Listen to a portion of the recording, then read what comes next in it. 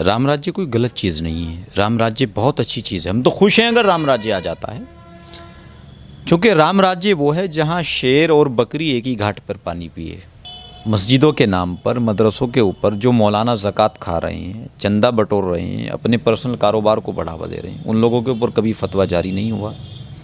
जिन लोगों के मदरसों में छप्पर डला हुआ है और घरों में टेल पत्थर लगे हुए हैं, उन लोगों के ऊपर कब फतवा जारी होगा? इन लोगों के ऊपर कब कार्रवाई होगी?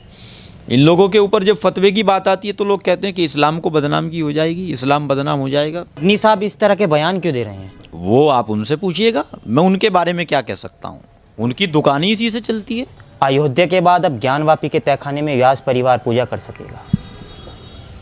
हम कैसे देख सकते हैं? कोर्ट का फैसला है, कोर्ट के फैसले का सम्मान है, कोर्ट के फैसलों पर भरोसा है, और दूसरे पक्ष ने उस फैसले को चैलेंज किया है कोर्ट में जाकर के, दूसरा पक्ष भी कोर्ट में जा रहा है। कोर्ट के फैसले के ऊपर हम क्या टिप्पणी कर सकते हैं? लगता है ये राम राज्य की शुरुआत हो गई है? नहीं, राम राज्य कोई गलत थोड़ी है, ये राम राज्य का हिस्सा नहीं है। राम राज्य का मतलब है कि राम राज्य कोई गलत चीज़ नहीं है। राम राज्य बहुत अच्छी चीज़ है। हम तो खुश हैं अगर राम राज्य आ जाता है, क्योंकि राम राज्य वो है जहाँ शेर और बकरी एक ही घाट पर पानी पिए, जहाँ इंसान, हैवान, दरिंदे, परिंदे, चरिंदे, तमाम चीज़ें महफूज हों। ये राम राज्य है। वाकई अगर राम राज्य की शुरुआत यही है तो इसका स्वागत है। मौलाना अरशद मदनी जी हैं, उन्होंने कहा है, आपने कानून की बात की कि मुसलमानों को स्वीकार करना चाहिए। अरशद मदनी साहब कह रहे हैं कि कानून की किताबों में तो आग लगा देनी चाहिए। देखिए, मैं उनके बयान पर नहीं जाऊंगा। इस वक्त माहौल देश का ठीक नहीं है।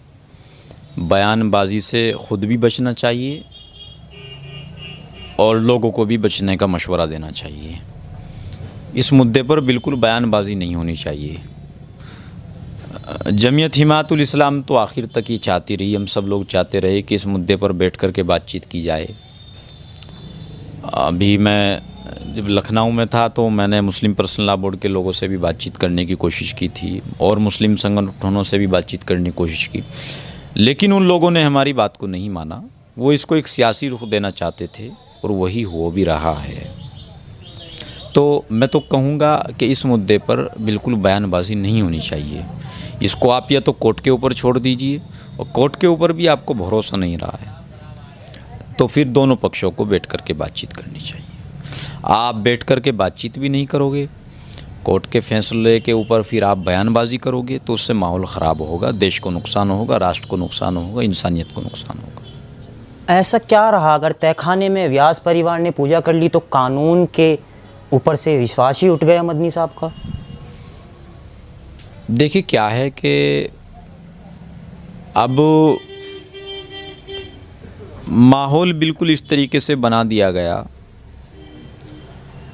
आप कोर्ट को तो छोड़ दीजिए, कानून को छोड़ दीजिए, आम मुसलमान को हिंदू पर, आम हिंदू को आम मुसलमान पर विश्वास नहीं रहा है। लेकिन मैं उन तमाम लोगों से कहना चाहता हूँ, नाम पर मजहबों के लड़ भिड़ कर यूं ही सड़कों पे गर बहा दोगे। सरहदों ने अगर लहू मांगा, दोस्तों सरहदों को क्या दोगे? इस जोश को, इस जुनून को, इस जज्बे को सरहदों के लिए महफूज रखिएगा। इस जज्बे को आप चीन के लिए इस्तेमाल कीजिएगा, पाकिस्तान के लिए इस्तेमाल कीजिएगा, पीओके के लिए इस्तेमाल कीजिएगा। इस जज्बे को आप देखो, हिंदुस्तान एक परिवार है। यहाँ अक्सर मुसलमान वो रहते हैं जो कन्वर्ट हैं, चाहे उनको आप श्री राम जी का वंशज कह सकते हैं, पूर्वज कह सकते हैं, श्री राम जी को उनका। तो ये एक परिवार है। यहाँ एक भाई अपने दूसरे भाई से लड़ेगा, ये ठीक नहीं होगा। इस वक्त तमाम लोगों की, तमाम दुनिया की निगाहें भारत के ऊपर टिकी हुई है। भारत को लोग सूरज की तरह देख रहे हैं और इस सूरज को एक दूसरा भाई आपस में लड़ लड़ करके इसको निशाना बनाया जाए तो इसकी रोशनी फीकी पड़ जाएगी। हिंदुस्तान एक सूरज से कम नहीं है। वो हिंदुस्तान जिस हिंदुस्तान का चंद्रयान चांद तक पहुंच गया हो। हमने तो इस देश का झंडा चांद पर फहरा दिया, अब क्या बचा है? मुझे लगता है ये वक्त तरक्की का है, देश को आगे बढ़ाने का है, राष्ट्र को आगे बढ़ाने का है। ये देश आपस में लड़ाई झगड़े करने का नहीं है। मंदिर मस्जिद तमाम लोग यहीं रहेंगे। आप मंदिर में किसकी पूजा करोगे? मेरी थोड़ी करोगे। अरे करोगे उस कुदरत वाले की, जिसने तुम्हें भी पैदा किया, हमें भी पैदा किया। आप मस्जिद में किसकी इबादत करोगे? करोगे उस कुदरत वाले की। उसी ने तो तुम्हें हक दिया है। वो कहता है कुन फयकुन, होता है हो जाता है, सब उसी के हुक्म से है। अगर हिंदू पक्ष में फैसला आया है तो मदनी साहब ये भी क्यों बोल रहे हैं फिर कि ये कानून सिर्फ बहुसंख्यकों की आस्था को देखकर फैसला सुना रहा है? ये लड़ाई ज़मीन की लड़ाई है, इसको आप हिंदू मुस्लिम मत कहिएगा। पहली बात तो एक ज़मीन की लड़ाई है, दोनों पक्ष कोर्ट में गए हैं और कोर्ट के ऊपर कोर्ट के फैसले के ऊपर टिप्पणी करना या उस पर सवाल खड़े करना बिल्कुल भी ठीक नहीं हो सकता। मैं तो इस पर कुछ नहीं कहूँगा। आप क्यों कुछ नहीं कहेंगे? बिल्कुल जाहिर सी बात है, देश की अदालत हमारे सर माथे पर है, हम उनके फैसले का सम्मान करते हैं। अयोध्या का फैसला 2019 में आया था, किसी ने कुछ नहीं कहा, हमने स्वागत किया, सम्मान किया। जब प्राण प्रतिष्ठा हुई, मैं खुद वहाँ शामिल हुआ, तो ये देश की अदालत का सम्मान ही तो है। मदनी साहब इस तरह के बयान क्यों दे रहे हैं? वो आप उनसे पूछिएगा, मैं उनके बारे में क्या कह सकता हूँ। उनकी दुकान ही इसी से चलती है। ओवैसी जी हैं, ओवैसी जो बोल रहे हैं कि ये सरकार दोबारा 6 दिसंबर करवाना चाहती है। ये तो दुकान वाले लोग हैं, अपनी दुकान का सौदा ख़त्म नहीं करना चाहते। मैं तो इन तमाम लोगों से एक ही गुजारिश करूँगा कि इस वक्त बयानबाजी को बंद रखिएगा। ये वक्त बयानबाजी करने का नहीं है, भावनाओं में मत बहिएगा। इस जज्बे और इस जुनून को सरहदों के लिए महफूज रखिएगा, तो देश में ताकि अमन व सलामती कायम रहे। नफ़रत एक ऐसी चीज़ है कि जब ये दिल के अंदर पनपने लगती है, फिर ये मोहब्बत को दूर दूर तक अपने पास नहीं आने देती। इस तरह के बयानबाजी से आपस में छोटे छोटे गांव गलियारों में जो रहने वाले आम हिंदू हैं, आम मुसलमान हैं, उन लोगों के बीच नफ़रतें पैदा हो जाएगी। जब उन लोगों के बीच नफ़रतें पैदा हो जाएंगी, इससे देश का भी नुकसान है, राष्ट्र का भी नुकसान है, तमाम लोगों का नुकसान है, भारत का नुकसान है। मौलाना तौकीर रज़ा साहब हैं, वो बोल रहे हैं कि बात अब ज्ञानवापी पे और मथुरा पे आएगी तो संग्राम करेंगे मुस्लिम लोग। देखिए, उन लोगों को मुसलमान इतना सीरियसली नहीं लेता है। मैं तो तौकीर रज़ा साहब से कहूँगा, बहुत सारी मसाजिद ऐसी हैं जो मुस्लिमों के हाथ में जिनकी चाबियाँ हैं, लेकिन वो बेआबाद हैं, उनके अंदर नमाज़ें नहीं होती, उनके अंदर अज़ानें नहीं होती। तो किसी ख़ास एक मस्जिद पर आप सियासत नहीं कर सकते, उसको आप अपने मफाद के लिए इस्तेमाल नहीं कर सकते।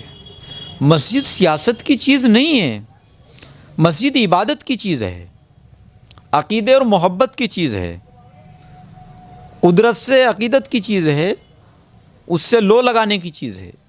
ये नफ़रत और सियासत की चीज़ नहीं है, इस पर सियासत और नफ़रत नहीं होनी चाहिए। आपने हिंदू मुस्लिम भाईचारे की बात की। इमाम चीफ हैं डॉक्टर उमर अहमद इलियासी साहब, वो अयोध्या गए, उनके खिलाफ बाद में फतवा जारी हो जाता है, कैसे देखते हैं इस चीज़ को? देखिए, उन लोगों ने एक शरई हुक्म बयान किया है, लेकिन शरई हुक्म सिर्फ उमर इलियासी पर या कारी अबरार जमाल पर लागू नहीं होता, तमाम लोगों पर लागू होता है। उन मौलानाओं ने, उन मुफ्तियों ने कभी इस चीज़ पर फतवा लागू नहीं किया कि जो लोग मस्जिदों के नाम पर, मदरसों के ऊपर जो मौलाना ज़कात खा रहे हैं, चंदा बटोर रहे हैं, अपने पर्सनल कारोबार को बढ़ावा दे रहे हैं, उन लोगों के ऊपर कभी फतवा जारी नहीं हुआ। जिन लोगों के मदरसों में छप्पर डला हुआ है और घरों में टेल पत्थर लगे हुए हैं, उन लोगों के ऊपर कब फतवा जारी होगा? इन लोगों के ऊपर कब कार्रवाई होगी? इन लोगों के ऊपर जब फतवे की बात आती है तो लोग कहते हैं कि इस्लाम को बदनामी हो जाएगी, इस्लाम बदनाम हो जाएगा। और उमर इलियासी पर या कारी अबरार जमाल पर फतवा जारी होगा तो फिर कोई परेशानी की बात नहीं, दोगलेपन की बात है। आपको डर नहीं लगता? आप बोलते हैं कि कभी आपके खिलाफ ही फतवा जारी हो जाए। नहीं, फतवा तो हमारे खिलाफ पता नहीं कितनी बार जारी हुआ, अभी प्राण प्रतिष्ठा में नहीं हुआ। आपने देखा नहीं वो वीडियो, जिस वीडियो में हमें काफिर बताया गया, मुशरिक बताया गया। इससे बड़ा फतवा क्या हो गया? जब काफिर का सर्टिफिकेट हमें दे दिया गया, मुशरिक का सर्टिफिकेट हमें दे दिया गया, इससे बड़ा फतवा क्या हो सकता है?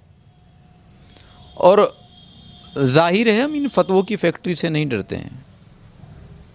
हम लकुम दीनुकुम वलियदीन की तर्ज पर चलने वाले लोग हैं। ला इलाहा इल्लल्लाह को मानते हैं, तवक्कल तो अल्लाह, अल्लाह पर भरोसा रखते हैं। कुल्लु नफ्सिन ज़ाइक़तुल मौत, इस पर हमारा यकीन है, इसलिए हम किसी से डरते नहीं। आप मानते हैं क्या? आपने कहा राम के वंशज है, आप भी राम के वंशज, अपने आप को राम वंशज मानते हैं? नहीं, अगर मैं आपने आपको राम का वंशज मानूंगा तो क्या आपको उससे कुछ मिलेगा? या नहीं मानूंगा उससे आपको कोई नुकसान होगा? इसमें आपका क्या फ़ायदा है? मेरी और राम जी की बात है, मैं मानता हूँ उनको, मैं उनकी इज़्ज़त करता हूँ, उनका एहतराम करता हूँ, लेकिन इसमें आपका क्या फ़ायदा है? आपका तो कोई फ़ायदा नहीं है इसमें।